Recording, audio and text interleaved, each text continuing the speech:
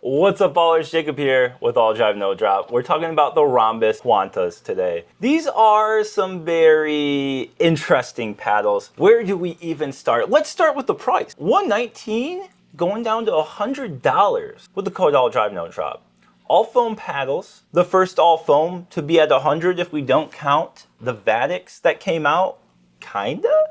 So very good price. Very interesting paddles. Super low swing weight paddles. We'll get to that in a second. We'll get to the specs. We've heard terms going around. Are these budget boomsticks? Is this an expensive Quanta? I'm gonna answer that question today with a definitive answer. So yeah, these are interesting. I've quite enjoyed them. You have to make some big modifications to these paddles to get them to be what I would consider playable. So we'll talk about the weight setups because those are extremely important with these. But let's get into the construction, into the specs first, and see how those all play out. So the Ronbus Quantas are using what they call their 4th generation foam core technology. These are an EPP foam core with an EVA ring. So very similar to what the Locos have going on, what the Boomstick has going on, very similar. And these are PP Core 0.43 certified. So they went in with the intention of having these very lightweight for customizability. And also you can see here at the bottom, down there by like the bottom corners, they have TP elastomer inserts to help improve stability and dampen vibration. And then they have a carbon wrapped EPP handle, which strengthens the handle. And then they also have a carbon grid wrapped edge foam with a 3D edge grid to provide spring effect. So that's the one thing that is different about this paddle than the construction of the Locos and the Boomstick. Now, I'm gonna throw out some stats for all these different paddles because they have 5 shapes. I've played with the R1, which is their elongated with the curved top. I've played with the R2, which is their square shaped wide body. And I've played with the R4, which is their hybrid. These are all 16 millimeters. So I'm gonna throw up all the stats on the screen. As you can see, all the swing weights are super low. Very low swing weights across the board for the respective shapes. And of course, that comes with a low twist weight across the shapes. Surface is just T700 carbon fiber. We don't have a fiberglass layer in these paddles. Now, the stability is not great on all of these shapes, including the wide body. I did not like the stability, the sweet spot size, definitely on the smaller side. So it's gonna take some work to get these transformed to be playable. I'll just tell you right now, for their playability stock, I wouldn't personally play with them stock. I didn't enjoy it playing stock. I'm not gonna talk about it too much stock. I think if you buy these paddles, you need to intend on putting weight on them or you are not going to like it. So let's jump into these weight setups real quick because that's how I am going to be talking about these paddles. All right, so let's talk about my weight setup for the R1. So the R1, I put 5 inches of 0.5 gram per inch tungsten tape. I tried a little bit more, but I really liked how maneuverable this kept it while making the sweet spot and the stability good enough and increasing that power. Now, it doesn't get quite the same power as the Boomstick. I would put this more in line with the Pro 4 Perseus. When I've got this weight on there, you can get more weight, get as much power as that Boomstick, but I really liked that this gave you extra maneuverability that those other two didn't. And just so you have that sound comparison, they sound very similar and they feel very similar with the weight. You can see there's a slight difference in the sound though, right? But they're both not too stiff. It's just that they both pop the ball very fast off the face. You do get a little bit of dwell, but I wouldn't say as much as something like the Loco. So if that's very important to you, you might not love these. If you like that crisper feeling, then that's where the Quantas really shine. So did that on my R1.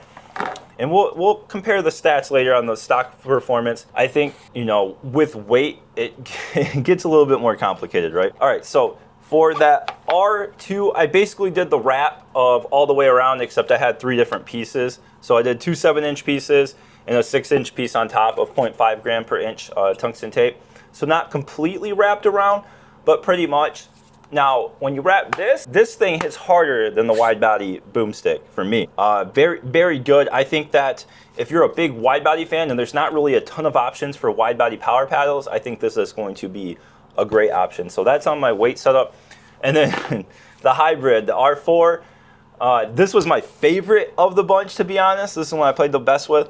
I did 6-inch strips from right here, right where that Q is, going up of 0.5 gram per inch tungsten tape. Ooh, love that. Love it, love it. Yeah, so those are my weight setups on those. Let's get into the performance thoughts, and I'll tell you how it plays on the court.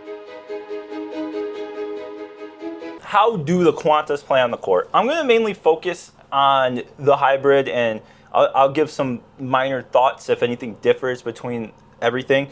So stock, like I said, for me, just not playable paddles. I don't really like it. Super, small sweet spot, stability, they're too lightweight.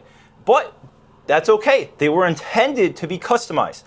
So, customized with my weight setups, these things are just really, really good power paddles. It does take some time to get used to that pop because the pop is instantly there. It's not something you need to put effort into. The pop is already there on these paddles, so that is something I had to get used to on the dinks and the resets and the drops, because that pop is there. So you have to let the paddle do a little bit of the work for you in some scenarios. That's one thing you do have to get used to if you haven't played with any of these boomsticks, the Flick F1s. If you haven't played with these super poppy paddles, you have to just kind of adjust your game a little bit when you're getting with these super poppy paddles. Once you get used to it, then it can really feel effortless on some of those shots. Now, once you get that going, then the dinks, the drops, they do become a little bit more effortless. It really takes some time to get adjusted to them though. The drives and the serves, that doesn't take much time to get adjusted to. You can just start ripping big drives and serves with these pretty much instantly, finishing with great overheads and power. Now, have a little bit more of the hollow feeling. I don't think they're stiff. You don't really feel, I didn't get any like vibration sensation in my elbow, but they definitely have a little bit more connection to the ball. You get more sound feedback with that hollowness, kind of helps you guide to, if you're hitting a good shot, a good spot on the sweet spot. So if you're someone that likes to be more connected to the ball, then these have good sound and good feel for that. They are not on that super, super soft side of some of the other foam paddles. Now, who are these paddles for? These are for people that like those big drives, big serves, big rolls. You want to start having good. You want a lot of maneuverability on the court since these are so lightweight. It really gives you the option to kind of stop at what swing weight you want to stop at and get that extra power boost from that weight, get that extra stability. These are pretty much the ultimate player's paddles as far as customizability goes. So that's really cool if that's what you want. But yeah, that's my quick first impressions. I think these are great power paddles that have a lot of power and pop. They just need that customization. So let's move on to the stats real quick.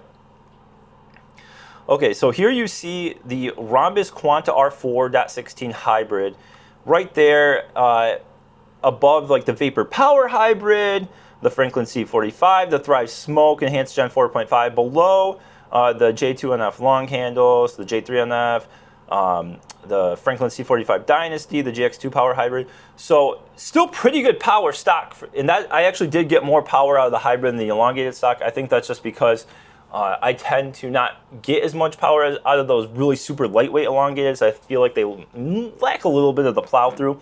And then you get a ton of pop on these. Got 38.4 on the Ronbus R4 hybrid. That's almost up there with the boomsticks.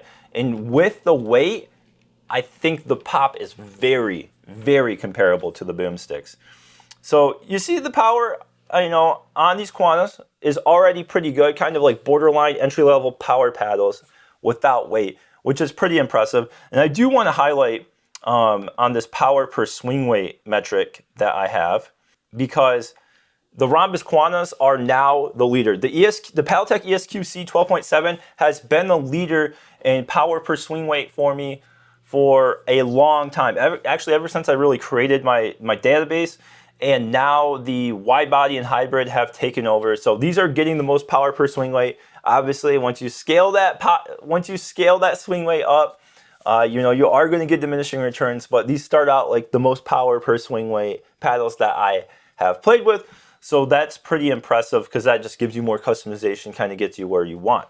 Now for spin, I got pretty good spin. These aren't like at the top tier of elite, but they're getting in there at that elite spin. 2145 for the wide body, 2232 for the hybrid, and 2204 for the elongated. When you have something that is so poppy, you know, these have good grit. It's just when it's so poppy, you don't get that little extra dwell time to get a little extra spin, but you still get really, really good spin. So let's move on to the conclusion. So do I recommend the Quantas? These are interesting paddles, right? What a great deal. 120 goes down to 100 with the code AllDriveNoDrop.